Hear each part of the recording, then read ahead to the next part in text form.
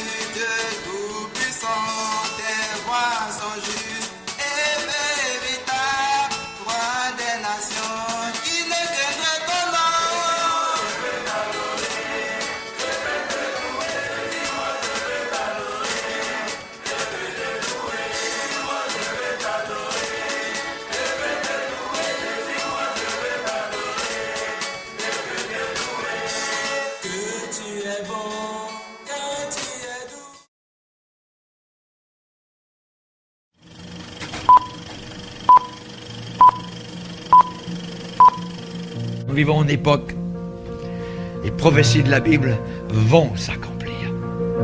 Elles se réalisent.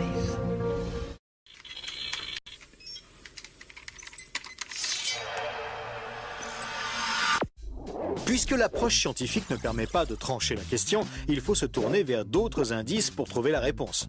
Le premier signe est en rapport avec la Bible. Pour beaucoup de gens, ce best-seller mondial numéro 1 est juste un livre religieux parmi d'autres. Pourtant, ceux qui prennent la peine de le lire se rendent assez vite compte d'une caractéristique surprenante. Son unité, sa cohérence.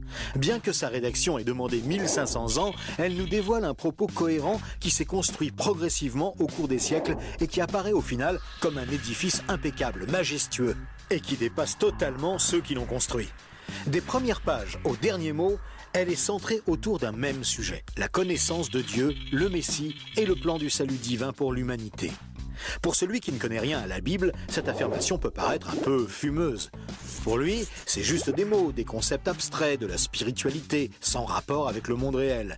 Mais pour celui qui la lit et cherche un peu, l'évidence devient de plus en plus écrasante que quelqu'un, derrière ce livre, au travers de centaines d'épisodes, de miracles, de prophéties et d'événements surnaturels, quelqu'un a construit un message qui nous est adressé. Par exemple, Moïse expose clairement la base de la relation avec Dieu et annonce la venue du Messie. 5 siècles plus tard, David, parmi d'autres, prophétise les détails de la crucifixion tout en engendrant les ancêtres de Jésus. 300 ans plus tard, c'est l'œuvre monumentale d'Ésaïe qui complète de façon saisissante le portrait du Messie, annonce son sacrifice, sa résurrection et la future restauration mondiale.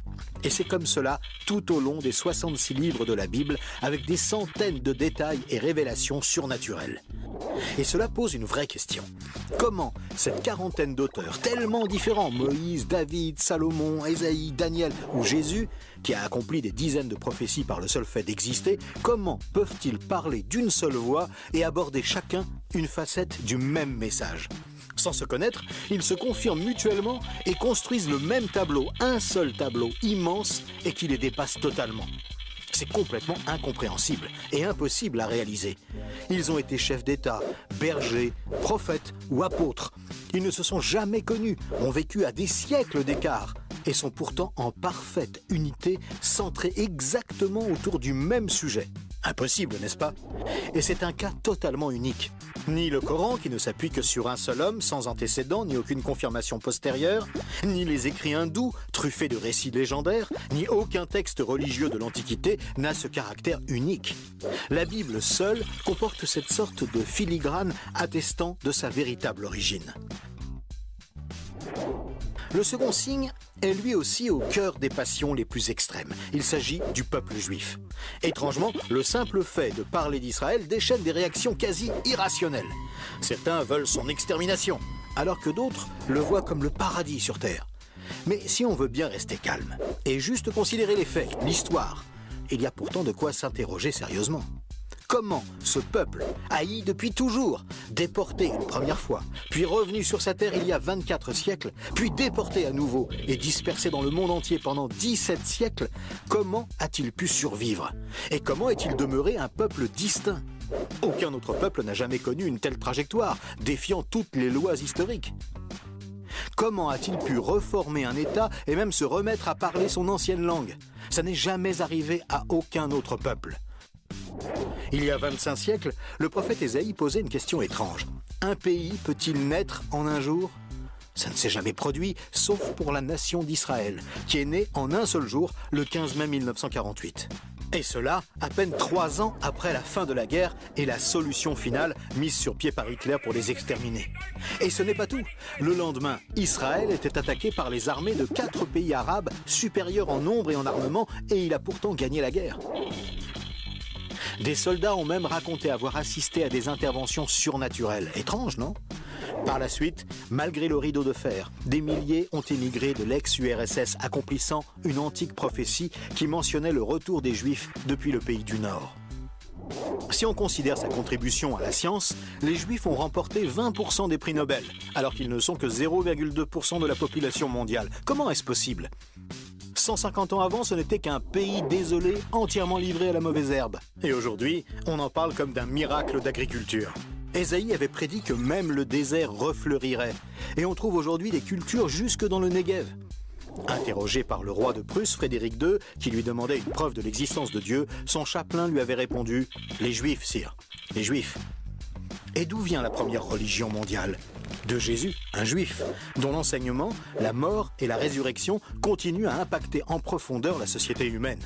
Évidemment, ce peuple est loin d'être un modèle, et il a souvent sombré dans la corruption. Mais la Bible déclare que Dieu en a fait un signe parmi les nations. Qui pourrait dire le contraire?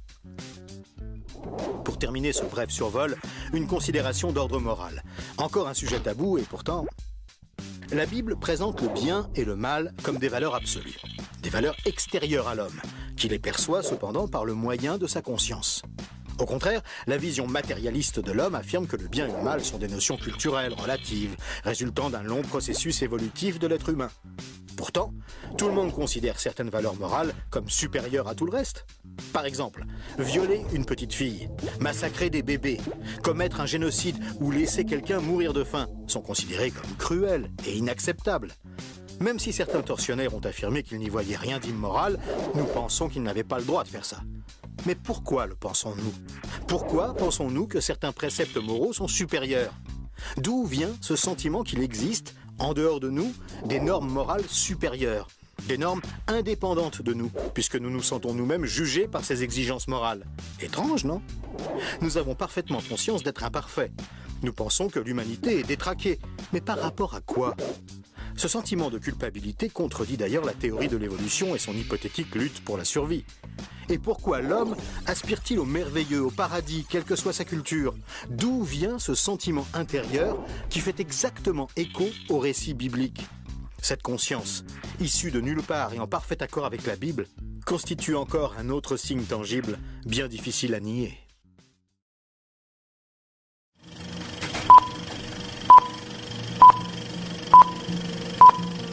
Nous vivons une époque, les prophéties de la Bible vont s'accomplir. Elles se réalisent.